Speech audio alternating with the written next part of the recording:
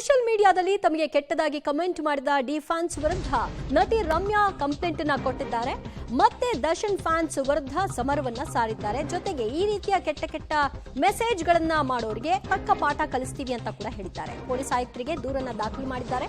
ರೇಣುಕಾ ಸ್ವಾಮಿಗೂ ಇವರಿಗೂ ಏನ್ ವ್ಯತ್ಯಾಸ ಅಂತ ಮರು ಪ್ರಶ್ನೆಯನ್ನ ಮಾಡಿದ್ದಾರೆ ರಮ್ಯಾ. ಸಮಾಜದಲ್ಲಿ ನಾವಿರೋದು ಯಾವ ತರ ಸಮಾಜ ಅಂತ ನನಗೆ I am having to think about it. ಇಲ್ಲ sir, I have given it to the commissioner sir and I am sure that he will.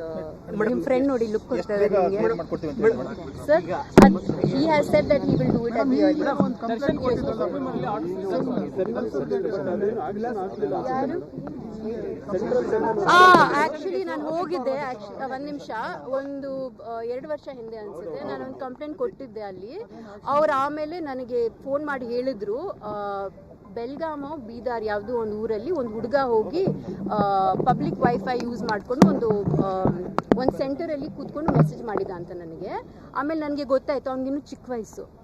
ನಾನು ಸರಿ ಆಯಿತು ವಾರ್ನಿಂಗ್ ಕೊಟ್ಬಿಟ್ಟು ಬಿಟ್ಬಿಡಿ ಅಂತ ಹೇಳಿದೆ. ಯಾಕಂದರೆ ಅವ್ರಿಗೆ ಬ್ರೈನ್ ವಾಶ್ ಆಗಿದೆ, ಅವ್ರಿಗೇನು ಗೊತ್ತಿಲ್ಲ, ಇನ್ನು ಅವ್ರ ಜೀವನ ಇನ್ನೂ ಎಷ್ಟೋ ಇದೆ ಅವ್ರು ಸಾಧಿಸಬೇಕಾಗಿರೋದು. ಸೊ ಚಿಕ್ಕ ಹುಡುಗ ಅಲ್ವಾ, ಬಿಟ್ಬಿಡಿ ಅಂತ ನಾನು ಅಲ್ಲಿಗೆ ಮುಗಿಸ್ಬಿಟ್ಟೆ.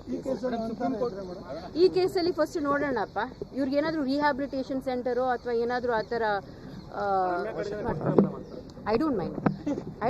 ಒಳ್ಳೇದಾಗತ್ತಂದ್ರೆ ಯಾಕೆ ಮಾಡಬಾರ್ದು? ಒಗ್ಗಟ್ಟಿಲ್ಲ ಅನ್ನೋ ಮಾತು ಹೇಳಿದ್ರಿ. ಎಲ್ಲೋ ಈಗ ವಿನಯ್ ರಾಜ್ಕುಮಾರ್ ಅವರು ಸಪೋರ್ಟ್ ಬಂದಿದ್ದಾರೆ ನಿಮಗೆ, ಬೇರೆ ಯಾರು ಧ್ವನಿ ಎತ್ತಿಲ್ಲ. ಇಲ್ಲ, ಸಪೋರ್ಟ್ ಮಾಡಿದ್ರು DM ಮಾಡಿದ್ದಾರೆ, ಬಟ್ ಓಪನ್ ಆಗಿ ಹೇಳಿರೋದು ವಿನು ಮತ್ತೆ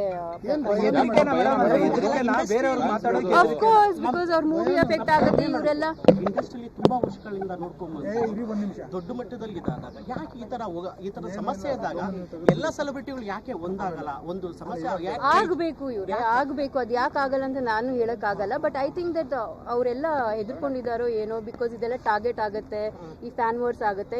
ಕೆಲವ್ರು ಅನ್ಕೊಂಡ್ಬಿಟ್ಟಿದ್ದಾರೆ ಸೈಲೆನ್ಸ್ ಇಸ್ ಬೆಸ್ಟ್ ಅಂತ ಸುಮ್ಮನೆ. ಬಟ್ ನೀವು ಸುಮ್ಮನೆ ಇದ್ದಿದ್ದಕ್ಕೇನೆ ಇದೆಲ್ಲ ಇಷ್ಟೆಲ್ಲ ನಡೀತಾ ಇದೆ. ಇನ್ನೂ ಎಷ್ಟು ಮಟ್ಟಕ್ಕೆ ಹೋಗ್ಬೇಕು ಅನ್ಕೊಂಡಿದ್ದೀರಾ ನೀವೆಲ್ಲ? I am very grateful to Nagalakshmi ma'am. ನಾನು ಯಾಕಂದ್ರೆ ಇವ್ರಿಗೆ ಹೇಳು ಇಲ್ಲ ಕೇಳು ಇಲ್ಲ, ಬಟ್ ಇವರೆಲ್ಲ ತಾನಾಗೆ ಬಂದು ಅವ್ರು ಸಪೋರ್ಟ್ ಮಾಡಿದ್ದಾರೆ. So I am very happy. ಇವರು ಬಂದಿದ್ದಾರೆ ನನಗೆ ಸಪೋರ್ಟ್ ಮಾಡೋಕ್ಕೆ. Thank you so much. So there are so many women who messaging me.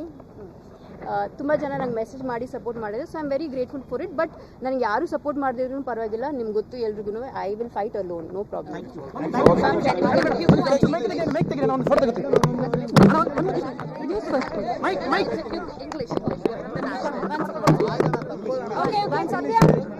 ಒಂದು ನಿಮಿಷಪ್ಪ, ಒಂದು ಸೆಕೆಂಡ್ ಅಮ್ಮ, ಒಂದು